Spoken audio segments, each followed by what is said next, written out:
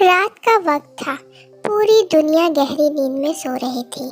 भूत और भूतनी अपने घर के छत पर खड़े बातें कर रहे थे। है, ये भी क्या जिंदगी है। मरने के बाद भी हम मरे हुए नहीं लगते। ऐसा लगता है हमारा बस शरीर ही मरा है। हम तो जिंदा है। क्यों? सही कहा ना गुन्नू के पिताजी। काहे का पिताजी? इतनी मिन्नतों के बाद, इतनी मन्नतें मांगने के बाद एक बेटा हुआ और उसी बेटे ने दौलत के लालच में आके हमें मार दिया। ऐसी औलाद होने से अच्छा कि हम बे औलाद होते। बड़ा कहता था मरोगे तो सारा धन अपने साथ लेकर जाओगे, और देखो बेटे की बात सच हो गई। हम मर भी गए और अपना सारा धन अपने साथ लेकर आ गए। ऐसी औलाद को तो मैं एक फूटी कौड़ी भी ना दूं। तुम सही कहते हो गुन्नू के पिताजी। ऐसी औलाद होने से तो अच्छा है कि हम बे औलाद होते। और तुम मुझे गुन्नू के पिताजी क्यों बोलती रहती हो? आज के बाद मुझे गुन्नू के पिताजी मत कहना। मैं किसी का पिता नहीं हूँ, ना ही मेरा कोई बेटा है। समझ में आया तुम्हें? ठीक है, नहीं बोलूंगी, पर इस धन का हम क्या करें?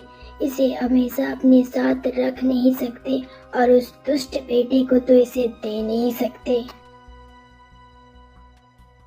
ये धन और ये पैसा हमारे खून पसीने की कमाई है। उस दुष्ट बेटे ने तो सोचा भी नहीं होगा कि हमने अपनी खून पसीने की कमाई बरसों से इस छत पर बने स्टोर रूम में छुपा कर रखी है। बातें करते हुए चुड़ैल की नज़र एक रिक्शे वाले रघुवीर पर जाती है। वो अपने हाथों से रिक्शा को टानते हुए अपने घर की तरफ जा रहा था। सुनो जी, वो देखो रिक्शे वाला। मेरा आज बहुत मन है खुली हवाओं में घूमने का। चलो ना उसके रिक्शे में जाकर बैठते हैं। भूत और भूतनी अपने खून पसीने की कमाई को छत पर बने स्टोर रूम में छुपा देते हैं और खुद एक साधारण इंसान का रूप ले लेते हैं। रूप बदलने के बाद वो दोनों उस रिक्शे वाले के पास जाते हैं और उससे कहते हैं, ओ रिक्शे वाले, अगर तुम्हारा रिक्शा खाली है तो हमें कहीं लेकर चलोगे? शायद तुम दोनों को पता नहीं होगा कि अभी बहुत रात हो चुकी है और मैं अभी घर जा रहा हूँ। घर लेट से पहुँचा तो पत्नी बहुत सुनाएगी। और इतनी रात को कौन घूमता है भाई?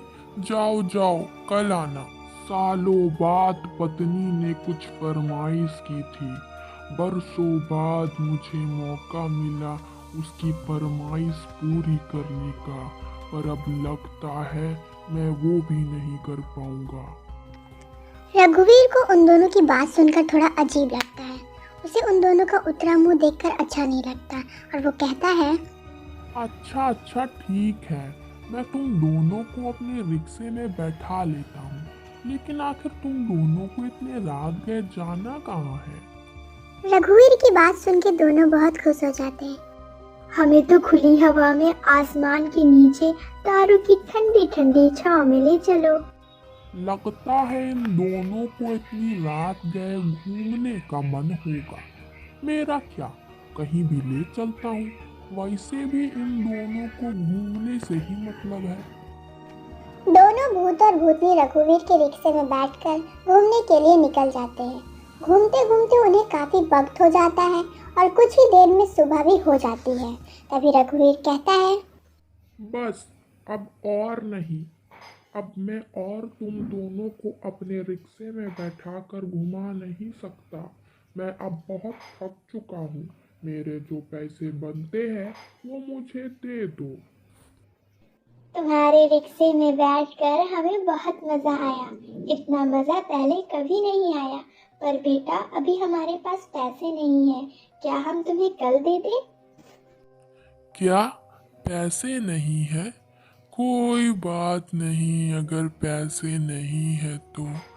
वैसे भी तुमने मुझे बेटा कहा है, मुझे बहुत अच्छा लगा। और मुझे क्या चाहिए? चलता हूँ। इतना कहकर रघुवीर अपना रिक्शा उठाकर वहां से निकल जाता है। हमने उस रिक्शे वाले के साथ अच्छा नहीं किया जी। बेचारे ने हमें रात भर इस खींचने वाले रिक्शे में घुमाया। ऊपर से उसके पैरों में तो छाले भी पड़ गए थे, मैंने देखा। और उसने तब भी हमें कुछ नहीं कहा, ना ही अपने पैसे मांगे। सिर्फ बेटा सुनकर ऐसा कैसे हो सकता है जी? बहुत भला आदमी था। कल हम उसे उसके मेहनत के पैसे दे देंगे। वो जरूर इसी रास्ते से आता जाता होगा, तब हम उसे उसके पैसे दे देंगे। और मैंने देखा था उसने चप्पल भी नहीं पहनी थी, हम उसके लिए एक जोड़ी चप्पल भी ले लेंगे। सूरज की किरणें निकलती ही भूत और भूतनी वहाँ से गायब हो जाते हैं। वहाँ भूत और भूतनी का बेटा गुन्नू अपनी बीवी से बात कर रहा होता है। उन्होंने कभी मुझे अपना बेटा समझा ही नहीं। मैंने उनकी कितनी सेवा की, लेकिन फिर भी उन्होंने हमें अपने धन के बारे में नहीं बताया। मेरे लाख पूछने के बावजूद भी वो मेरी बातों को टालते रहे। क्या हो जाता अगर धन के बारे बता देते तो? मेरा ही भला होता ना। इसी तरह पूरा दिन बीत जाता है और रात हो जाती है। क्या हुआ प्रीतम, क्या सोच रही हो? मुझे कुछ अजीब लगा। मतलब मुझे उसे देखकर कुछ अपनेपन से लगा, जैसे उसे मेरे बेटे कहने से लगा। ठीक वैसा ही कुछ। सुनो जी, देखो वो रिक्शा वाला आ गया, चलो चलते हैं। दोनों अपना रूप फिर से बदलते हैं और रघुवीर के पास पहुंचते हैं। क्या आज भी तुम दोनों को घूमने जाना है? मुझे समझ नहीं आता, तुम दोनों को रात में ही क्यों घूमना होता है? रात में तुम दोनों मुझे पकड़ लेते हो और इन सुनसान सड़कों पे रात भर घुमाते हो। कल तुमने हम दोनों को पूरी रात घुमाया और हमने तुम्हें उसके पैसे भी नहीं दिए, क्योंकि कल हमारे पास पैसे नहीं थे। ये लो तुम्हारे पैसे। और हाँ, मैं तुम्हारे लिए एक और चीज लाई हूँ, ये चप्पल। तुम्हारे पैरों में कल हमारी वजह से छाले पड़ गए थे ना, इसलिए ये चप्पल लाई हूँ। लो बेटा, इसे पहन लो। क्या आपने मुझे बेटा कहा? आपने मुझे कल भी बेटा कहा था। भला कोई बेटा अपने माँ बाप से पैसे ले सकता है क्या? मेरे माँ बाप तो बचपन में ही गुजर गए थे, अब तो मुझे उनका चेहरा भी नहीं याद।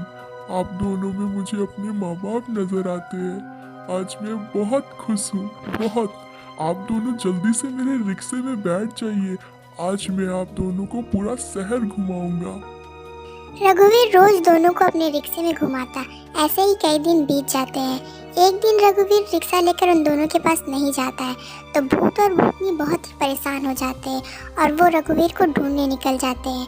ढूंढते ढूंढते आखिरकार उन्हें रघुवीर का घर मिल ही जाता है। हाय दैया, ये रिक्शे वाला तो कितना गरीब है। इसके घर की स्थिति तो देखो कितनी खराब है, और वो खाट पे कौन लेटा है? मुझे लगता है वो शायद इसकी पत्नी है, बीमार है शायद। हमें अंदर चलकर देखना चाहिए। वो दोनों भेष बदल कर रघुवीर के घर के अंदर जाते हैं। रघुवीर पहले तो उन्हें देखकर बहुत हैरान होता है और फिर जोर जोर से रोने लगता है। ये मेरी पत्नी है, ये बहुत बीमार है। डॉक्टर ने कहा है अगर वक्त पे इसका इलाज नहीं कराया, वक्त पे दवा गोली नहीं दी, तो मेरी पत्नी नहीं बचेगी। फिक्र मत करो बेटा, ऊपर वाला है ना, वो सब देख रहे हैं। वो तुम्हारी मदद जरूर करेंगे। इतना कहकर दोनों वहाँ से चले जाते हैं। सुनो जी, मैं क्या कह रही थी कि जो पैसा और धन हमारे पास रखा है वो हम रघुवीर को दे देते हैं। उससे उसकी गरीबी भी दूर हो जाएगी और वो अपनी बीवी का अच्छे अस्पताल में इलाज भी करवा सकता है। ये तुमने सही कहा। भूत और भूतनी अपना सारा धन और पैसा निकाल कर रघुवीर के पास ले आते हैं। ये लो बेटा, इसे लेने के लिए मना मत करना। ये हमारे बरसों की खून पसीने की कमाई है। ये हमने अपने बेटे के लिए रखा था, पर इसे तुम रख लो और अपनी बीवी का अच्छे अस्पताल में इलाज करवाओ। ये सब मैं क्यों रखूं? ये सब तुम अपने बेटे को दो, ये तो उसका है। हमारा तो बेटा होकर भी हमारा नहीं है। उसने हमें मारा, पीटा, एक एक रोटी के लिए तरसाया और हमें धूप की रोशनी तक नसीब नहीं होने दी। मतलब क्या? मैं तुम दोनों का मतलब नहीं समझा। दोनों अपना असली रूप रघुवीर को दिखा देते हैं। दोनों को असली रूप में देखकर रघुवीर थोड़ा हैरान हो जाता है। ज्यादा मत सोचो, चुपचाप ये पैसे लो और अपनी बीवी का किसी अच्छे से अस्पताल में इलाज करवाओ। रघुवीर अपनी बीवी का इलाज शहर के बड़े अस्पताल में करवाता है और वो जल्द ही ठीक हो जाती है। फिर रघुवीर भूत और भूतनी को शुक्रिया कहता है और रोज रात इसी तरह उन्हें अपने रिक्शे में बैठाकर घुमाता है।